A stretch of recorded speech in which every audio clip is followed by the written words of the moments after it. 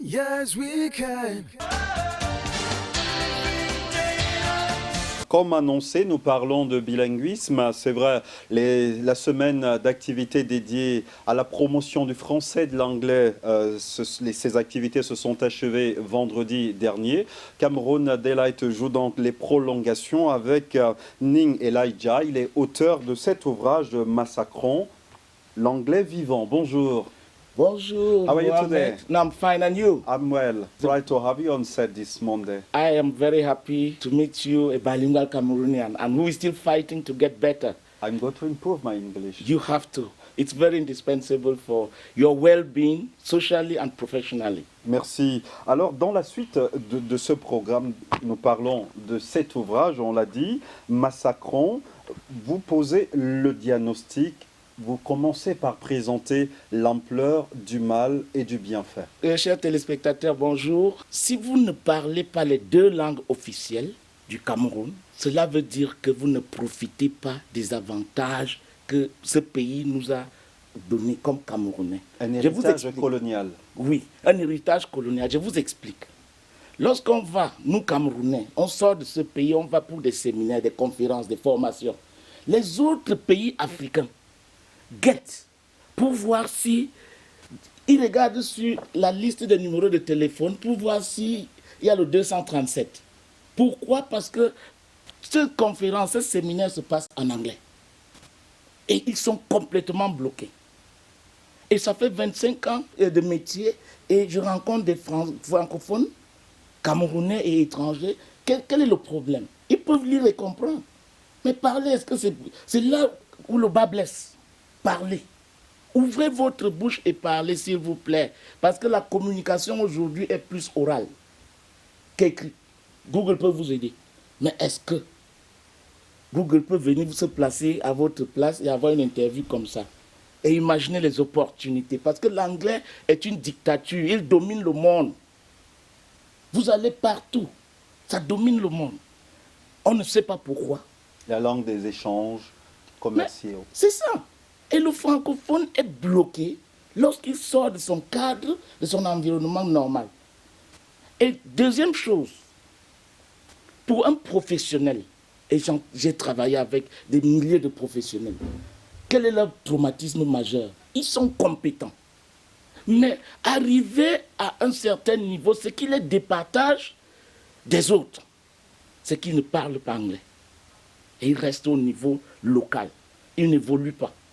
Par contre, ceux qui s'y mettent deviennent mieux.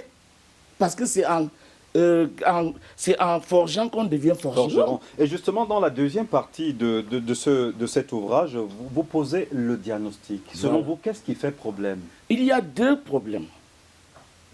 Il y a les blocages psychologiques. Donc les blocages personnels. Par exemple, le francophone, que ce soit en RCA, au Gabon, partout au Cameroun, le francophone, il y a une certaine honte, une peur de massacrer l'anglais, comme nous les anglophones.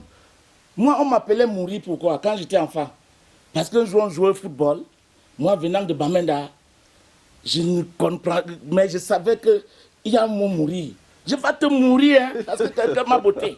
Oui, mais permettez-moi de vous dire quelque chose. Cet ouvrage, c'est parmi d'autres. C'est moi qui l'ai rédigé et je me suis fait un challenge de le rédiger en français et le traduire en anglais. En anglais.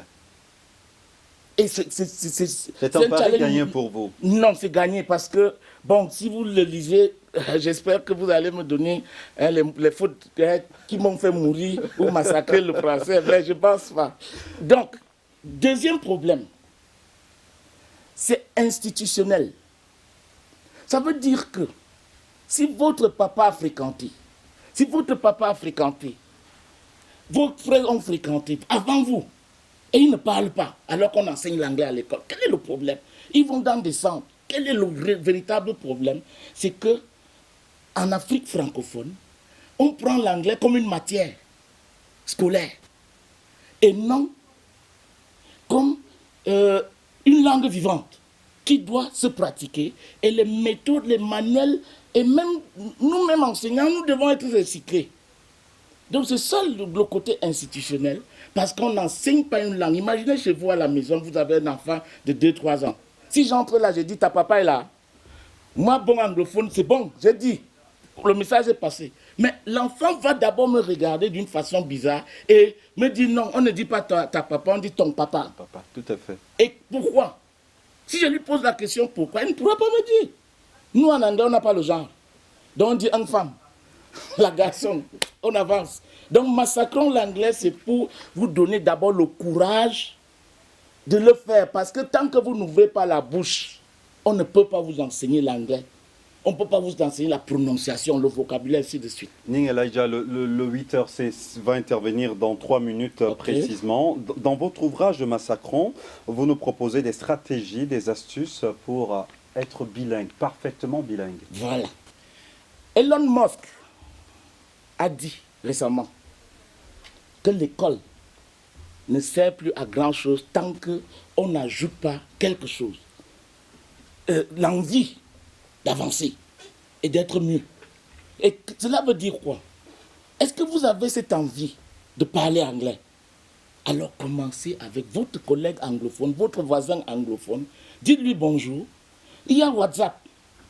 Il y a les réseaux sociaux. Avec un téléphone, s'il vous plaît, vous êtes déjà à mi-parcours. L'essentiel, c'est débloquer cette situation de votre tête. Il faut que le fond et la forme soient là avant qu'on ne commence à massacrer l'anglais. Non, massacrons ça. On casse comme on peut, ça sort comme ça sort et on comprend. Massacrons l'anglais vivant, ouvrage signé Ning Elijah. Où trouvez ces documents? Oui, la hard copy sera disponible d'ici le 20 février. Mais déjà en ligne, vous pouvez nous contacter et vous aurez ça. Mais d'ici le 20 aussi, il y aura ça sur Amazon et sur toutes les plateformes en ligne. Et le 20 février, justement, revenez sur ce plateau de Cameroun Delight. On vous recevra avec grand bonheur. Ok, merci, Mr. Mohamed. Yes, we can. Yes, we can.